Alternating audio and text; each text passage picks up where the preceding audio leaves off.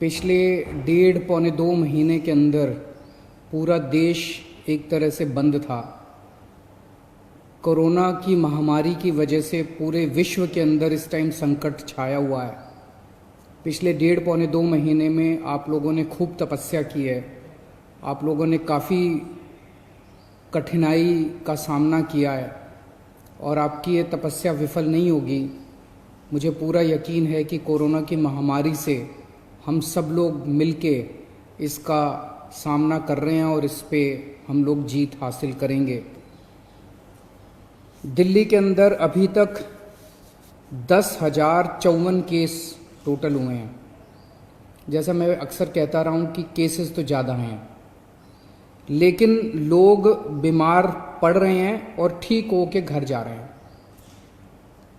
4,485 लोग ठीक हो गए हैं, यानी कि 45% लोग ठीक हो गए।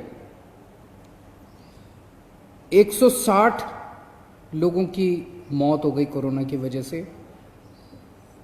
नहीं होनी चाहिए थी, कोशिश कर रहे हैं हम एक एक व्यक्ति की जान बचाने की, लेकिन एक औसतन तौर पे देखा जाए दुनिया के पॉइंट ऑफ व्यू से और हमारे देश के अंदर अन्य राज्यों में जो है, तो इतने मामलों में जो मौत हुई हैं वो अन्य राज्यों की और अन्य देशों की अपेक्षा कम है, लेकिन हम कोशिश करते हैं एक एक व्यक्ति की जान बचाने की।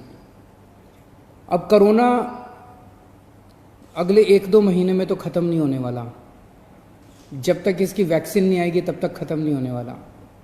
तो जैसा मैं कई बार अक्सर कहता रहा हूँ कि कोरोना के साथ अब अपने को अपनी ज़िंदगी चलाने की आदत डालनी पड़ेगी। कोरोना भी रहेगा और अपनी ज़िंदगी भी चलेगी। लॉकडाउन परमानेंटली नहीं रह सकता। 1.5-2 महीने जो लॉकडाउन रहा, इस समय का हम सब लोगों ने, दिल्ली सरकार ने अपनी तैयारियां करने के लिए इस समय का इस्तेमाल किया। जब कोरोना आया था भारत में, हमारी बिल्कुल तैयारियां नहीं थी। हमारे पास टेस्टिंग किट नहीं थे, हमारे पास अस्पताल नहीं में इसका इंतज़ाम नहीं था, हमें पता नहीं था कोरोना में क्या क्या तैयारियां करनी है। लेकिन पिछले 1.5-2 महीने के अंदर अब हमने कोरोना के लिए अलग से अस्पताल नामांकित कर दिए, अलग से बेड लगा दिए, वेंटिलेटर का इंतज़ाम कर लिया, ऑक्सीजन का इंतज़ाम कर लिया, पीपी किट का इंतज़ाम कर लिया, टेस्टिंग किट का इंतज़ाम कर लिया। अब हमें अपनी अर्थव्यवस्था को धीरे धीरे खोलने की दिशा में बढ़ना है। एकदम से भी नहीं खोल सकते, अब धीरे धीरे हमें खोलने की दिशा में बढ़ना है। कल केंद्र सरकार ने इस बारे में कुछ गाइडलाइंस जारी की हैं। उन गाइडलाइंस को ध्यान में रखते हुए दिल्ली सरकार ने कई सारी चीज़ों को खोलने का, लॉकडाउन में ढील देने का निर्णय किया है। पहली चीज़ कि लॉकडाउन 31 मई तक जारी रहेगा, ऐसा केंद्र सरकार का आदेश है। लेकिन इस लॉकडाउन में कई सारी ढील दी जाएंगी।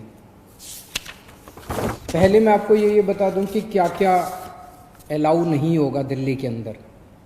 मेट्रो नहीं चलेगी, सारे school, college, coaching institute, training institute सब बंद रहेंगे, सारे होटल बंद रहेंगे, सारे cinema hall, shopping mall, gymnasium, swimming pool, entertainment park, theatre, bar, auditoriums, assembly halls, ये सब बंद रहेंगे।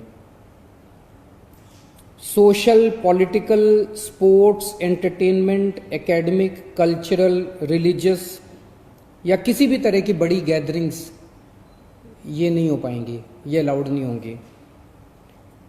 कोई भी धार्मिक स्थान या रिलीजियस प्लेस या प्लेसेस ऑफ वर्शिप बंद रहेंगे। कोई भी रिलीजियस गैदरिंग अलाउड नहीं होगी। बार्बर, स्पा और सलून ये अभी फिलहाल बंद रहेंगे। शाम को 7 बजे से सुबह 7 बजे तक घर से निकलना अलाउड नहीं होगा। केवल एसेंशियल सर्विसेज के लिए अलाउड होगा।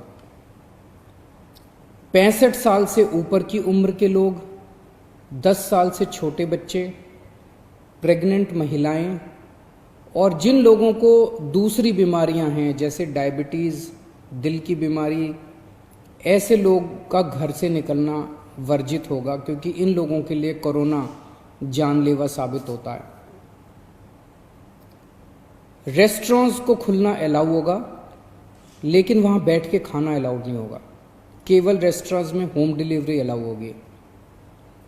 स्पोर्ट्स कॉम्प्लेक्स और स्टेडियम ये खोल दिए जाएंगे, लेकिन यहाँ किसी भी मैच के दौरान दर्शक अलाउड नहीं होंगे।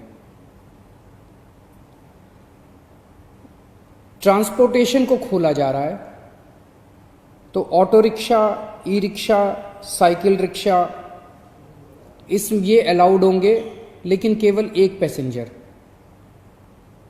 टैक्सी,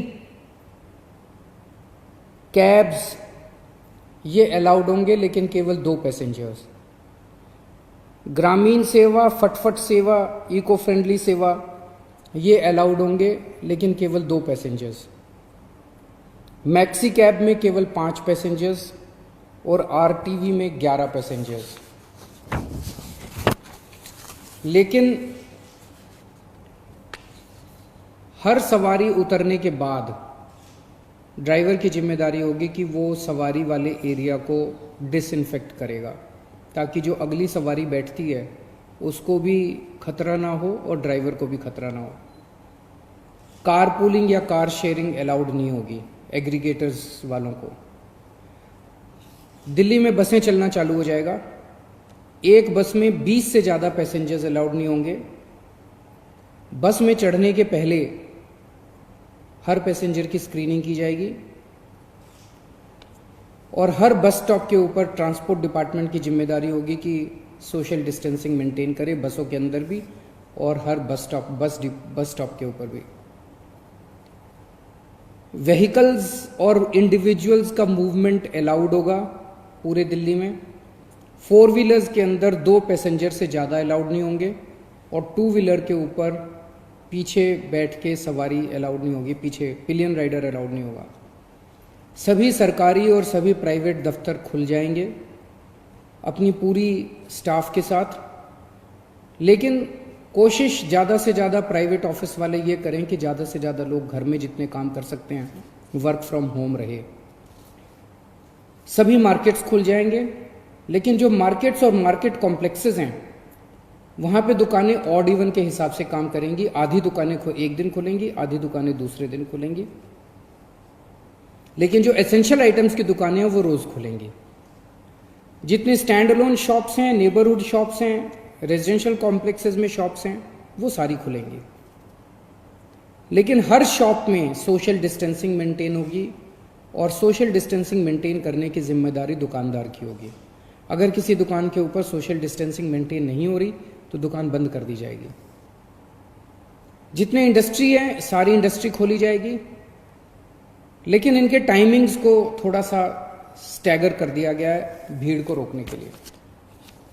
कंस्ट्रक्शन एक्टिविटीज़ शुरू की जा रही हैं, लेकिन कंस्ट्रक्शन एक्टिविटीज़ में केवल दिल्ली में रहने वाले जो वर्कर्स हैं वही अलाउड होंगे। अभी ट्रांस बॉर्डर वर्कर्स अभी लाना, बाहर से वर्कर्स को अभी लाके वो अलाउड नहीं होगा। शादी के लिए केवल 50 गेस्ट्स अलाउड होंगे और उसमें सोशल डिस्टेंसिंग मेंटेन की जाएगी। फ्यूनरल के लिए केवल 20 लोग अलाउड होंगे और उसमें सोशल डिस्टेंसिंग मेंटेन की जाएगी। कंटेनमेंट जोन्स के अंदर किसी भी किस्म की कोई एक्टिविटी अलाउड नहीं होगी एसेंशियल सर्विसेज को छोड़ के। इंटर स्टेट पिछले कुछ दिनों में देखा गया कि बॉर्डर के ऊपर नर्सेज को, डॉक्टर्स को रोक दिया गया। केंद्र सरकार ने भी ये आदेश दिए हैं कि बॉर्डर के ऊपर डॉक्टर्स को, मेडिकल प्रोफेशनल्स को, नर्सेज को, पैरामेडिकल स्टाफ को, सैनिटेशन पे काम करने वालों को, एम्बुलेंस को, इनको बिना रोक टोक के अलाउ किया जाएगा। और बॉर्डर के ऊपर इंटरस्टेट मूवमेंट के लिए गुड्स और कार्गो के ट्रक्स जो हैं, चाहे वो खाली ट्रक हों चाहे सामान से भरे हुए हों, उनको सबको अलाउ किया जाएगा। और सबसे ज़रूरी है कि मास्क पहन के निकलना अनिवार्य है, सबको मास्क पहने रहना ज़रूरी है और सोशल डिस्टेंसिंग हर जगह मेंटेन करना ज़रूरी है। और बार बार जितनी बार हो सके आप अपने हाथ अच्छे से सैनिटाइज़र से या साबुन से धोते रहिए। अपना ख्याल रखिए, अपने परिवार का ख्याल रखिए। बड़ा कठिन समय है, लेकिन मुझे पूरी उम्मीद है जिस तरह से आपने पिछले 2 महीने में तपस्या की है, आपकी तपस्या ये बेकार नहीं जाएगी और हम सब लोग मिलके कोरोना से जीत पाने में कामयाब होंगे। नमस्कार।